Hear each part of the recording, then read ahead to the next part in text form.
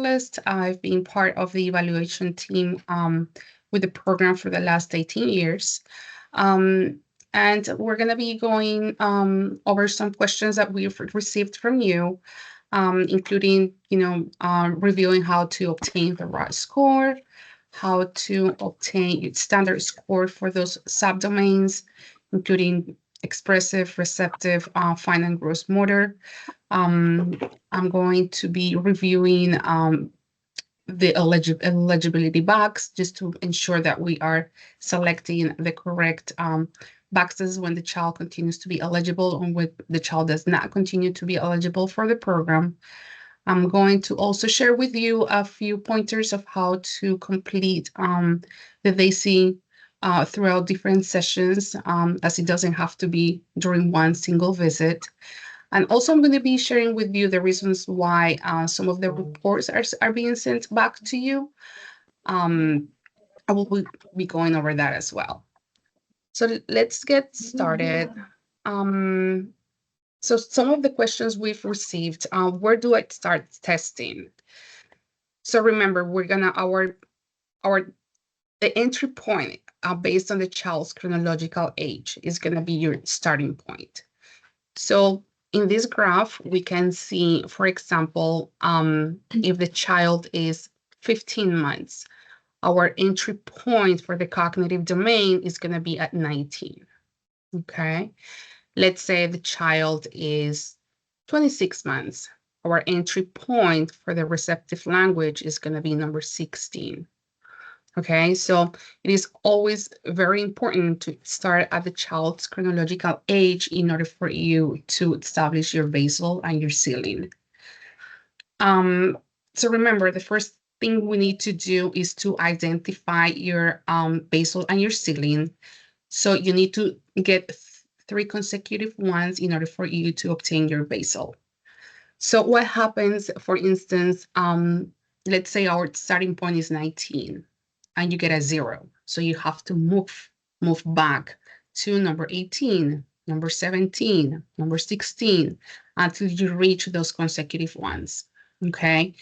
It is also important to always stay close to the chronological age and your entry point. Try not to jump too far ahead or to jump back and forth, because that's gonna be more stressful for you trying to find out that ceiling or that basal. Okay. So how do we obtain the right score? Remember, the child will get a 1 if he has mastered that skill. He'll get a 0 if that skill is still emerging or the child is not consistently doing that, the skill or demonstrating the ability to complete it. So again, our basal is when we get 3 consecutive ones in a row, and our ceiling is when we get those consecutive 0s in a row. Okay. Any questions about how to obtain the right score? We're going to be doing a few examples, but any questions so far about understanding that you need to get those 3 ones and those 3 zeros? Just let me know if they do. Okay. So moving forward, we're going to begin testing with the entry point item. Again, that's going to be based on the chronological age. So it is important to also understand that when you identify your basal and your ceiling, your raw score is going to be the points between them. Okay, so that's basically how we're going to do it. So once your basal and ceiling have been established, you're going to count the points between them to get your raw score. Okay, so this is another example. If you start at number 15 and you get a 0, you have to move back to number 14, number 13, number 12, until you reach your 3 consecutive ones. Okay. So what happens if you are getting your raw score and there is more than one basal? What to do? Okay, so let's take a look at that. So this is the key. The true basal, the true ceiling is the set of 3 items that score 0 closest to the basal. So what does that mean? Let's take a look at some examples. Let's look at the first example, which is A. As you can see, our basal starts at 33, but if you look back, we see that our first basal starts at number 22, okay? Because we have 3 consecutive ones in a row, okay? So basically, for us to get our raw score, we need to use the basal that is closest to the ceiling, all right?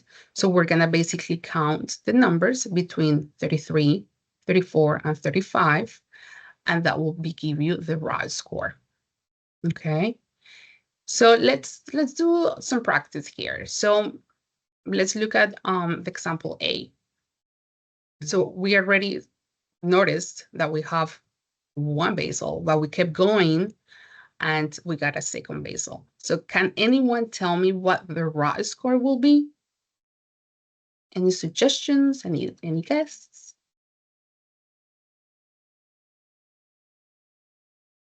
Okay.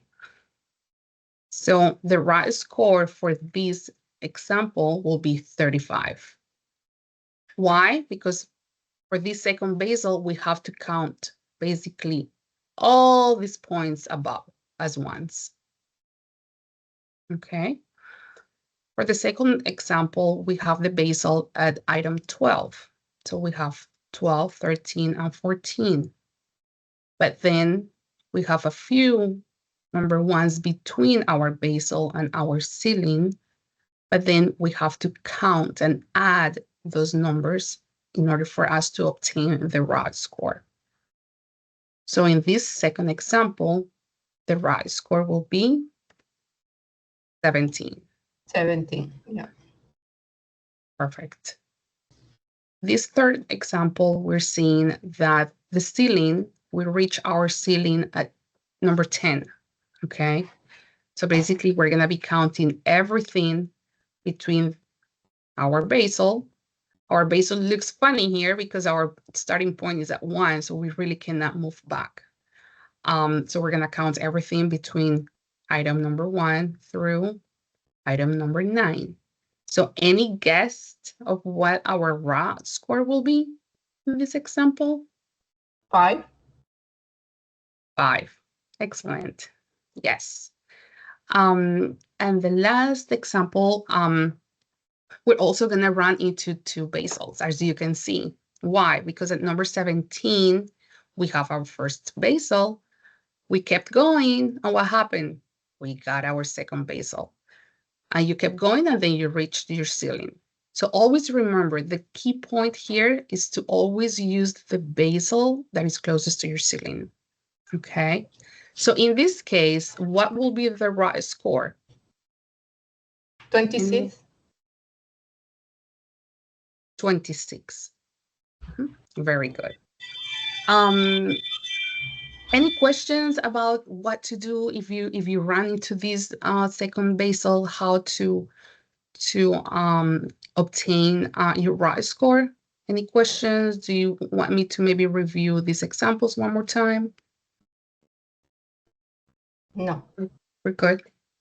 Maria, Perfect. if I can add something, Yes. just because of some questions that I received with the scoring. So let's say, for example, in the example A, you maybe the starting point, let's say, was 20, right? And you keep getting the ones, but you get a 0 in the middle, and then you keep getting ones. You don't get 3 zeros in a row, but then you, like Maria said, you get that 33, 34, 35, which are ones that are the three consecutive ones before your ceiling, which are the 3 zeros. That's why that raw score is 35, right? You're not, because even though you started way up, like in the 20, and you have zeros in the middle, you're not going to count those zeros. It's taken for granted that even though that's a 0 in like 25 or 26, and in 30, it doesn't matter because you got 3 consecutive ones later on. So that tells you that your raw score needs to be those 3 consecutive ones that are closest to the ceiling, right? So that's Exactly. something to keep in mind, because you might get confused of why are we going up if we get the basal down there, but you have to know your entry point. And sometimes it's going to look like those examples that are there. You might have your entry point and you have the 3 consecutive ones, and maybe you have a 0, like example B, and then you don't have another basal, you just have one basal. But sometimes you're going to have more than one basal, and you have to make sure that the basal you're using is the one that's closest to the ceiling, okay? Because if not, you're not going to get the correct raw score, and ultimately you're not going to get the correct standard score for that domain. So just, I wanted to say that because I've talked to several providers, so we've gone through this. So just make sure that you're looking at the correct basal when you want to get your raw score. Exactly. And like you said, automatically, all the scores above the basal closest to the ceiling will be 1s. Okay. Thank you, Paola. So how do we score the communication and the motor domains? Remember, we have subdomains within those domains, including the receptive language and the receptive language skills as well, and the fine and gross motor subdomains. So the first thing we're going to do is we're going to identify the standard score for area 1, let's say fine motor. Then we're going to identify the standard score for area 2, gross motor. And after we obtain those 2 standard scores, then we're going to add the standard scores together. Okay. And then we're going to be referencing to table D1, which is the converting sum of subdomain standard scores to domain standard scores to get your single standard score for that domain. So let's do some practice. That way we can really see visually see what I'm talking about. So this is our reference table, table D1.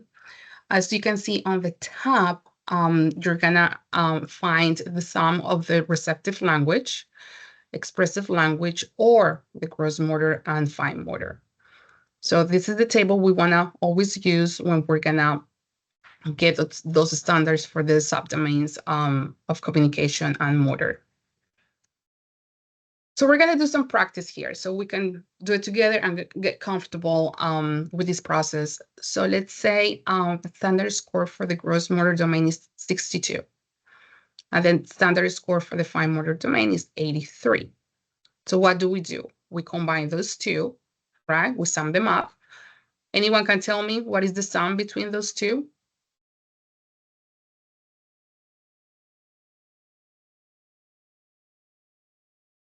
Okay, so when we add those 2 standard scores, we get 145. Okay, because we're just adding both scores together, which is going to give us 145. So after we obtain this combined standard score, we're going to go to our table, our reference table, and we're going to look for that number. So it was 145. We're going to go down, down. Oh, here it is. All right, so we got our combined, okay, standard score for, let's say, gross and fine motor. Then can anyone tell me what will be the standard score for that domain? If we're here. So the standard score is right next to it. It'll be 73. Okay. So let's take a look again. So our standard score for gross motor was 62. Standard score for fine 83, and the combined standard score was 145. So we went back to our reference table, we look for the 145, and then our standard score is 73. Okay. Any questions about how to obtain the standard score for those subdomains? I know this is kind of new, so we can definitely practice again if you would like to. The key point is always reference to your table. I believe it's 121 in the manual. Okay, going back to that table to convert them. So, Maria, let me ask you a question. So in this, Yes. what we have to do now, or what the providers have to do now, is they have to add the raw score and then get the standard score, right? Not like it was said before, that it was, you have the raw score for gross motor, and then you would get a standard score for gross motor, and then you would add those things and divide by 2. So that's not, it is different now, right? So it's adding the raw scores, right? The standard score. For the standard score for, let's say, gross motor plus the standard score of the fine motor. Okay. So you get the raw score for gross, and then you get your standard score for gross, right? Gross. And then you, okay. Yeah. Exactly. And then, exactly, you convert your raw score to the standard score, and then you combine both of the subdomains, and you get a total, and that's the total you're going to be looking for here at the table in order to convert them to a standard score. Yes. Yes, I know. This is new. Sorry. Do we have, you're telling us that we are going to convert the raw score in standard scores, right? Do we have a table where we can convert those scores from raw score to standard scores? Yes. How do you get the 62 and how do you get the 83? It's my question. You can reference the one of the videos that is on the YouTube page, and it tells you how to find your raw score. So from your raw score to your standard score, there's a table that you would be referencing. So you can find that video on YouTube, and then the table is also in the guide. Following today's meeting, I can send all those attachments as well to everybody so that you can quickly find them. Okay, thank you. So that has nothing to do with the previous practice that we did. Correct. That has nothing to do with that. Well, nothing has changed. So we're still following that same procedure of you're finding your raw score. And then once you have your raw score, you're going to reference the table to convert that raw score to your standard score. And then just for these certain domains, so for communication and motor, because they're subdomains, you're going to have to take this additional step that Maria was just going over. Okay, thank you. Of course. Thank you. We've also received questions of how to complete the DAYC. The DAYC is long, so I'm going to be sharing some tips that we can use to complete the DAYC. Remember, the DAYC can be completing during multiple sessions. It is important also and very beneficial that you print out your assessment. That way you can check off as you go, as you observe those skills. Also, it is important not to jump back and forth. You can maybe focus on one domain per session, and then again, document your data. This way, when it's time to do your annual, there are so many items checked off already, okay? So you can use your time wisely like that. Remember, there are some subdomains also that they overlap. For instance, let's take a look at cognition. There is an item where it says the child imitates scribbling. All right, that's also fine motor. So you're going to be looking at actually several items within that fine motor domain where you're completing this item. So the child scribbled spontaneously. You're going to be looking at how the child is holding the crayon, if he's holding the paper, if he's using his right-hand side. All those items are actually in fine motor. So you completed 4 items with only 1 item from cognition. So again, you can definitely multitask like that when you feel comfortable, though. You can go back and forth, maybe those 2 domains, but try to, always focus 1 per session. Another item, for instance, in the cognitive section is the child needs to pick up small pieces of paper into a container, okay? Fine motor, you're gonna see that you can actually score maybe 1 or 2 items using that. How is the child picking up that little piece of paper? Is he using a raking motion? Is he using a partial pincer grasp? Is he using a neat pincer grasp?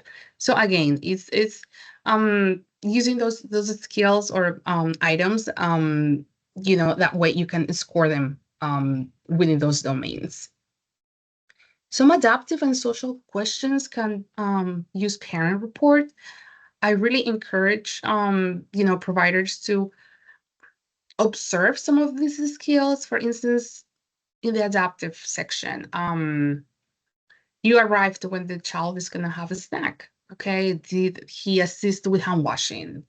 Is he able to use a utensil to feed himself? Can he drink from an open cup? All these things you are observing already. So, that's definitely something you can check off as you go. For the social component, I usually encourage also my team here at the evaluation with my team members, we need to see if the child is really responding to his name, call his name. Let's see if he looks and vocalizes. Is he imitating sounds? Let's make some animal sounds. Nah, he's not really doing this. Instead of defaulting to interview for those specific items, I definitely encourage you to do them with the kid. Okay. Also have that conversation with the parent, like for instance, mom, next week we're going to be practicing pretend play. Is there any way you can gather a few things that way we can get started as soon as I get home, so that way you're expediting your time as well, having that conversation with the parents. And again, remember, those are things that they have at home. Pretend play, okay, stuffed animal, spoon, hairbrush, things like that. Okay. Again, print out your assessment. That is going to save you so much time as you go. Let's say your annual is due in January 2025. However, you've been working and you have been inputting your data for the last couple months. Okay. And half or more than half of your assessment is filled out. Have that conversation with the parent. Mom, a month ago, Johnny was still, was looking at pictures in the book. He was naming some of the objects and the items when we were looking. Is he still doing that when you do that activity with him? Oh yeah, he's still, so confirm with the parent if the child's still, pretty consistent at completing that task or skill. Okay. We've also have some questions why the DAYC report is being sent back. So we're gonna be going over some reasons. Please don't add restrictions to the document as multiple people is reviewing your annuals, and if there are restrictions, it's gonna create more work and it's gonna be harder to review the document. So we will ask you to resubmit it, because it's going to be very difficult for us to review it.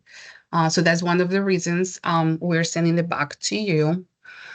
Also, please ensure you are reviewing spelling and grammar. We're seeing, some difficulties just with grammatical errors. If Word is highlighting words in blue or red, just double check your work and make sure there are, this error, your report is error-free.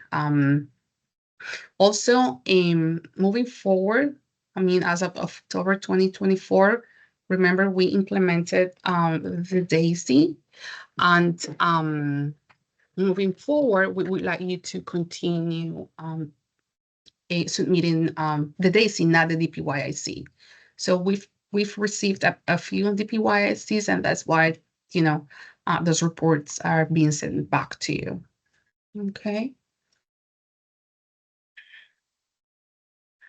All right, and I'm actually gonna skip this. So what do we actually write? Where to write it, what to write. This is the write-up of each of the 5 domains, okay? So we have a column on the left, and we have the column on the right.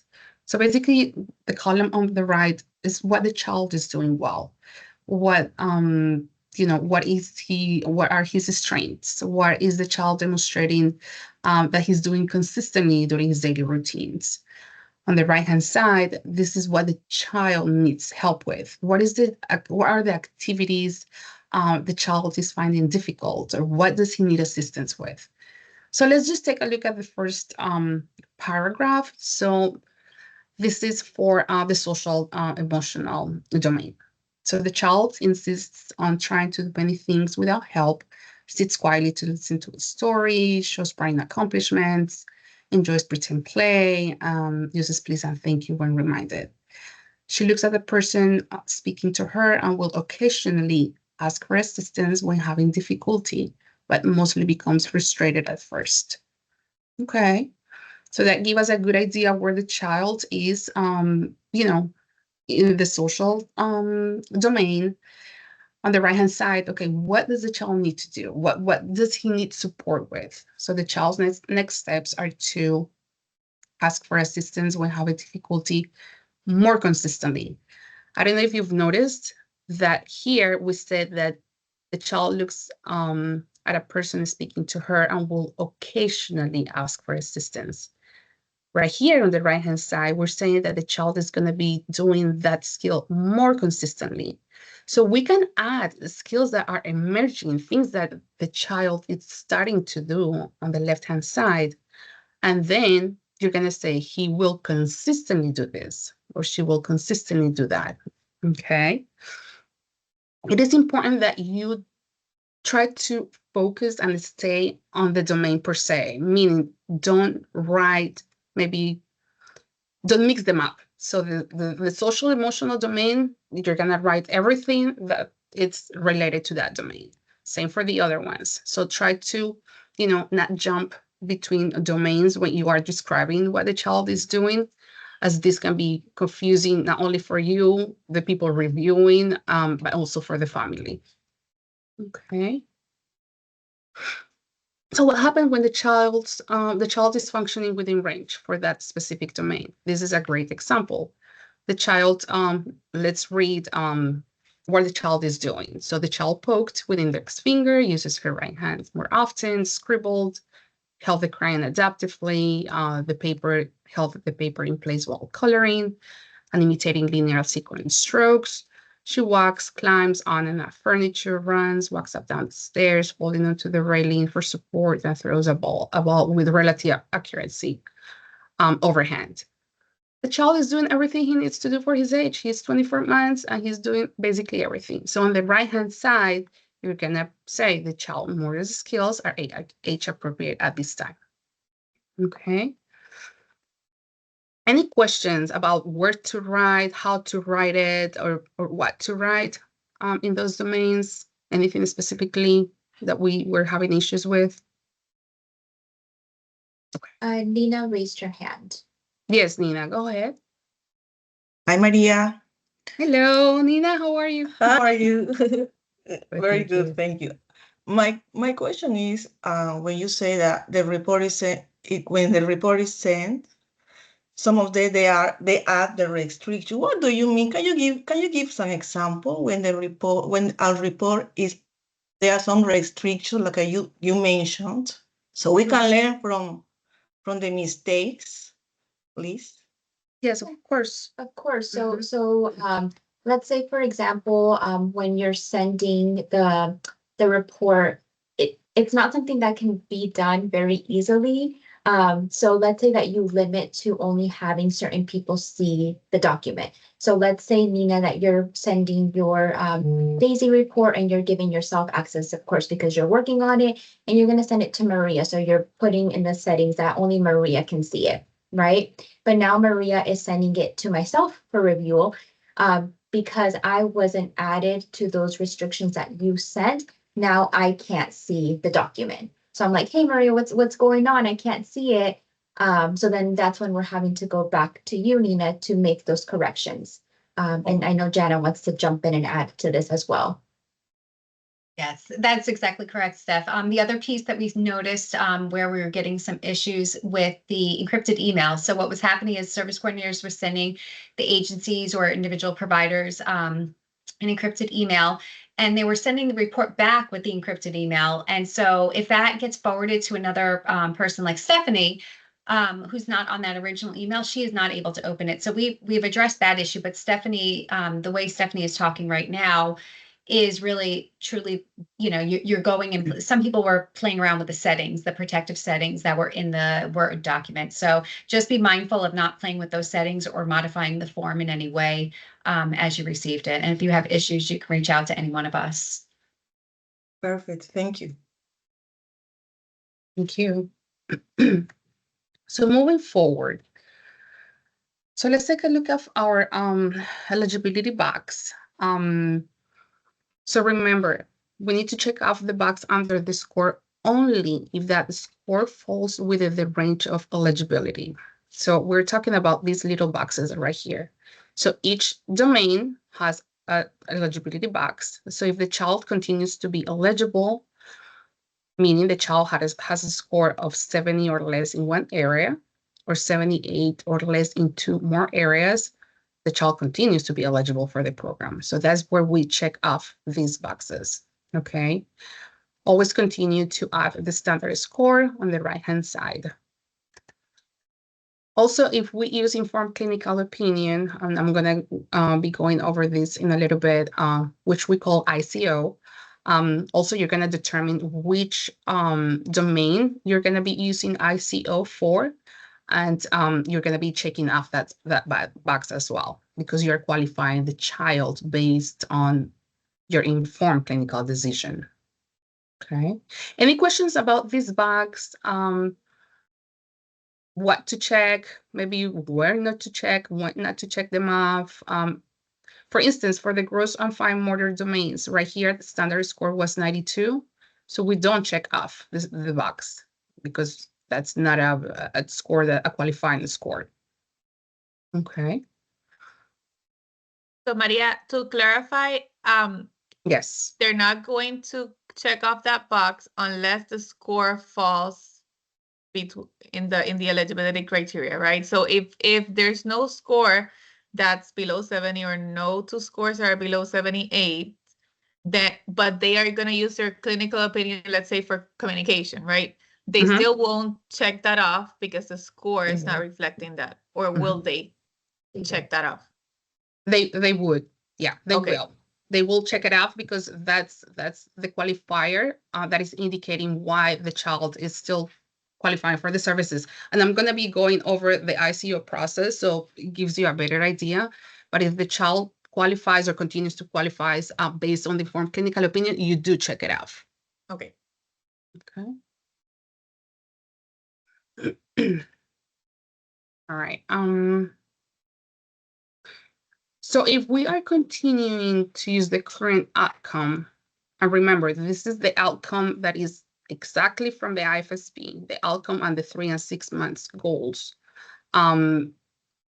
We need to basically use exactly as what is listed on the IFSP, okay? If we are continuing to use the current outcomes.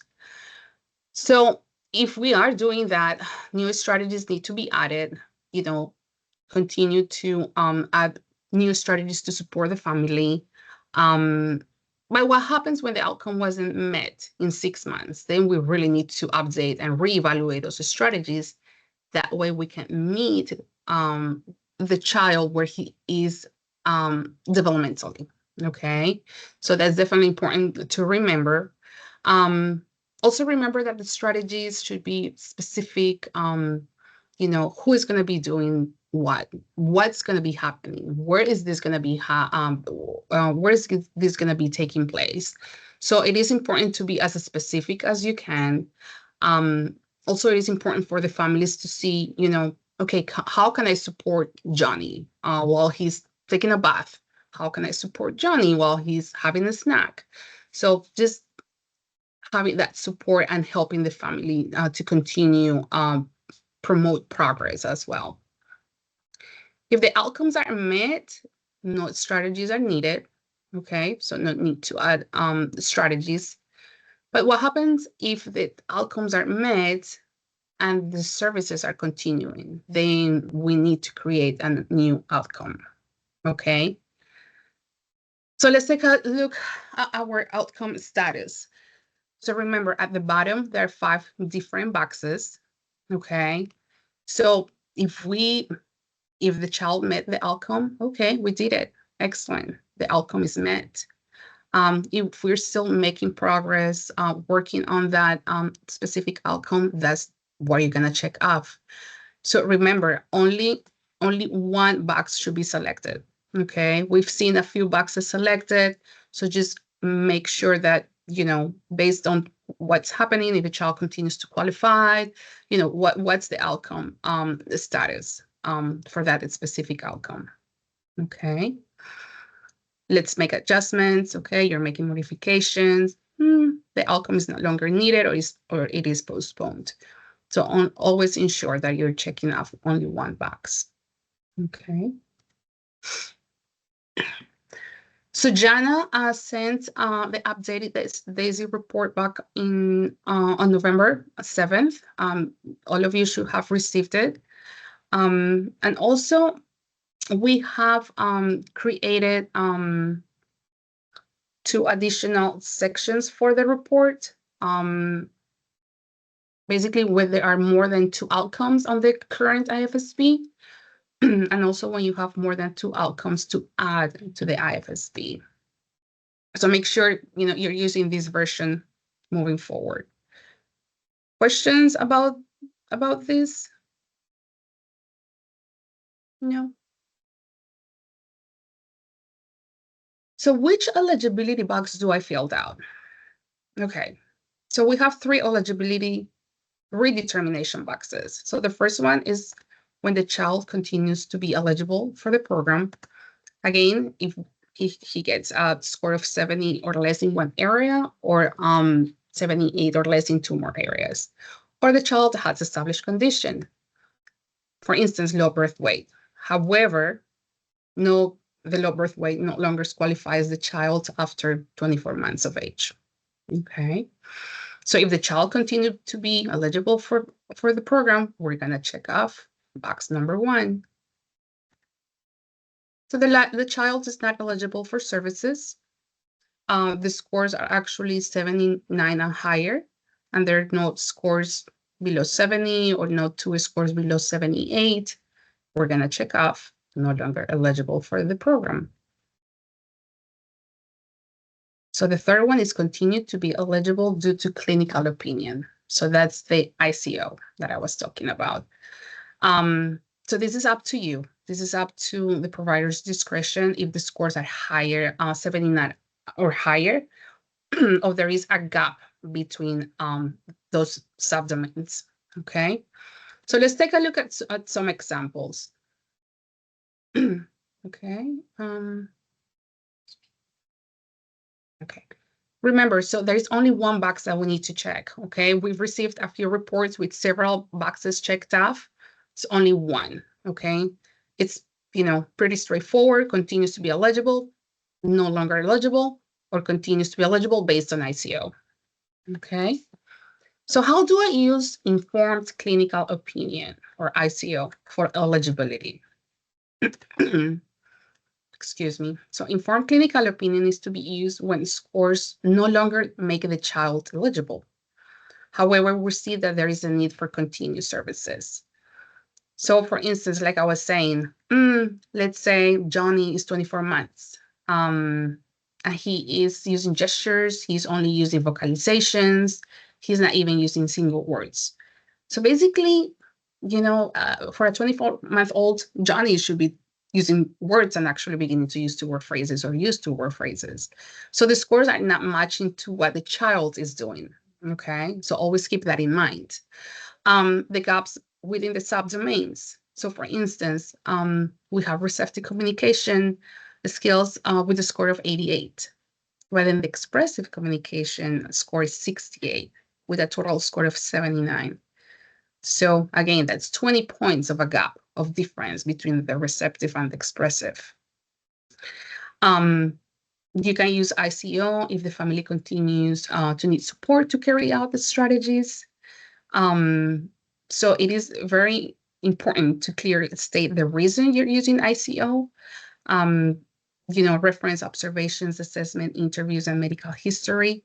Explicitly outline why you believe the child should continue to qualify. Okay, this section should be factual. Okay, what the child should be doing that he's not doing at 24 months. Okay. Oh, that was my- Yes, Paul, go ahead.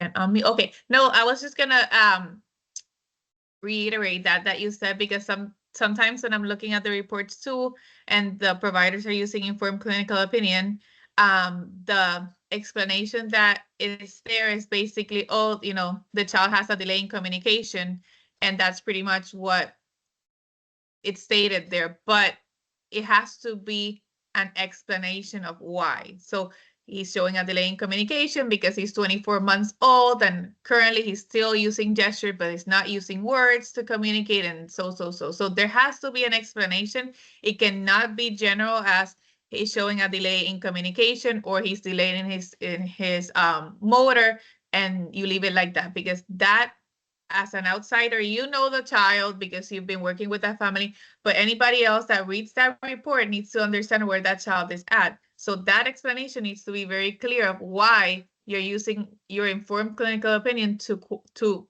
basically tell that the child should continue to receive services, even though the scores do not reflect that delay.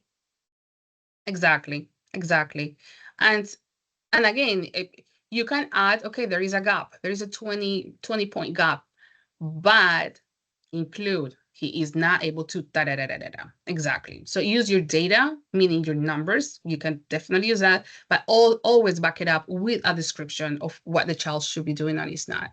Okay. So this is an example when we choose to continue to be eligible due to ICO or clinical opinion. So we're going to check that off. So the scores of the DAYC indicates a borderline delay in communication skills. Based on informed clinical opinion, the child qualifies for the Early Steps program due to a gap between her expressive language and expressive language skills, and has limited words and phrases to communicate. Okay, so that could be an example, a way to describe why.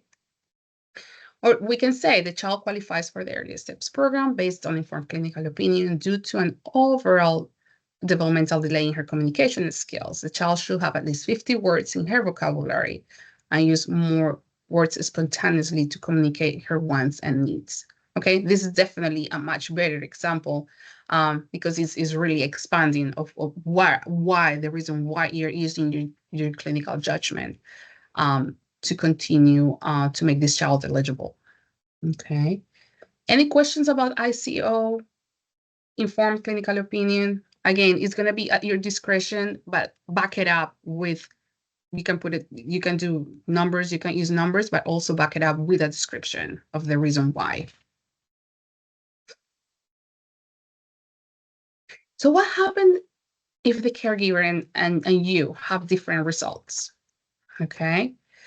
So remember, we must review the scores with the family, discuss the eligibility and the outcomes with them.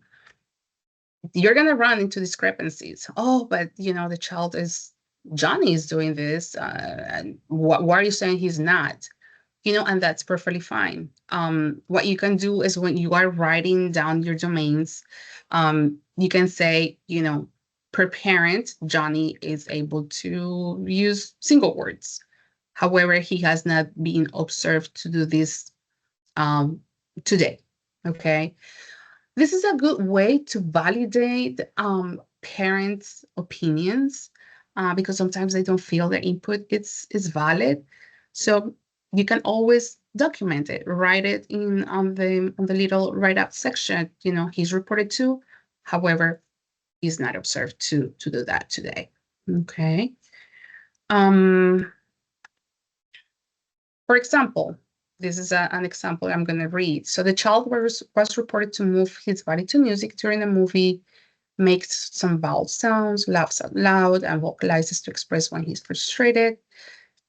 He's reported to wave bye and to say mama and dada for parents, although this was not observed. Okay, so you can always document that. And it is important that you do. Okay.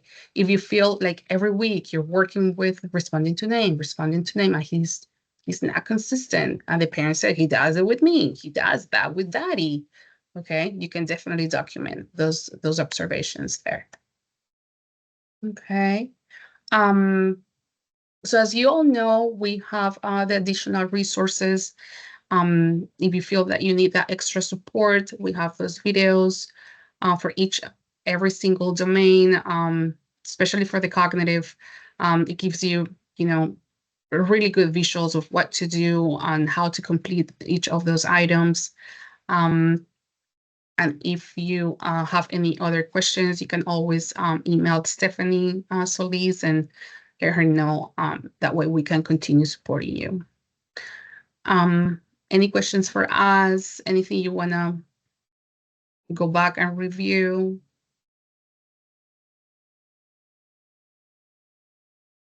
Nothing. Well, thank you so much for your time. Again, we're here to support you. You can email us, and thank you so much for your time. We appreciate it. Thank you. Thank you. Thank you. Thank you. Thank you. Have a good weekend, everyone. Thank you. You too. Thank you. You too. Bye.